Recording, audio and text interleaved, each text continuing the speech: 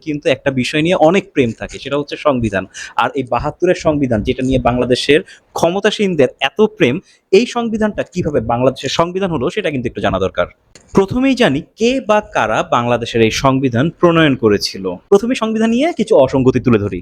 সংবিধান রচনা, পরিবর্তন অথবা সংবিধানে কোনো কিছু সংযোজিত করতে হলে সেইখানে লাগে রাষ্ট্রপতির আদেশ। কি ভাবছেন আমি বলবো জনাব শেখ মুজিবুর রহমানের আদেশ ছাড়াই বাংলাদেশের সংবিধান মানে ৭২-এর সংবিধান প্রণয়ন করা হয়েছিল? না ব্রো, এমন কিছু হয় নাই। পাকিস্তানের কারাগার থেকে ৮ জানুয়ারি ১৯৭২ সালে জনাব মুজিবুর রহমান মুক্তি পায় এবং তারপরেই তিনি লন্ডন এবং ভারত ঘুরে ফিরে আসেন বাংলাদেশে। বাংলাদেশে অবতরণ করেন ১০ জানুয়ারি ১৯৭২ সালে। ইন দ্য বিন টাইম তিনি দিল্লি থেকে কি ওহি নিয়ে আসছিলেন সেটা কিন্তু আমরা জানি না। এইটা নিয়ে অনেক বেশি আলোচনা, হাইপোথিসিস এবং কন্ট্রোভার্সি হয় যে শেখ মুজিবুর রহমান খুব সম্ভবত ইন্দিরা গান্ধী থেকে লাইন আপ অথবা একটা ড্রাফট নিয়ে আসছিল।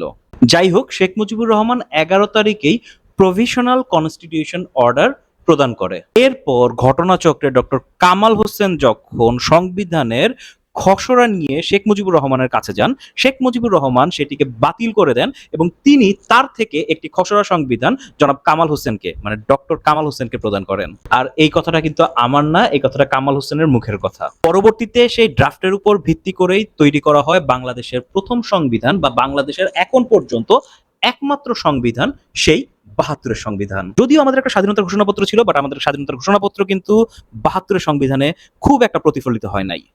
আসেন এবার এমন একটা ফ্যাক্ট নিয়ে কথা বলি, যেই ফ্যাক্টটা এই সংবিধানকে অবৈধ করে দেয়।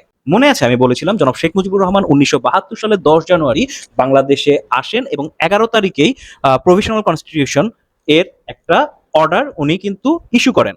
কিন্তু কথা হচ্ছে Sheikh Mujibur Rahman as a president হিসাবে কখনো কি শপথ নিয়েছিলেন? না। ১৯৭৫ সালের আগে পর্যন্ত জনাব শেখ মুজিবুর রহমান কখনোই বাংলাদেশের প্রেসিডেন্ট হওয়ার কোনো প্রকারের শপথ নেন নাই। যেখানে রাষ্ট্রপতি শপথ নেন নাই সেখানে জনাব শেখ মুজিবুর রহমানের আদেশ কিভাবে রাষ্ট্রপতির আদেশ হতে পারে? আর যেখানে রাষ্ট্রপতির আদেশই হয় নাই সেখানে সংবিধান কিভাবে বৈধ হতে পারে?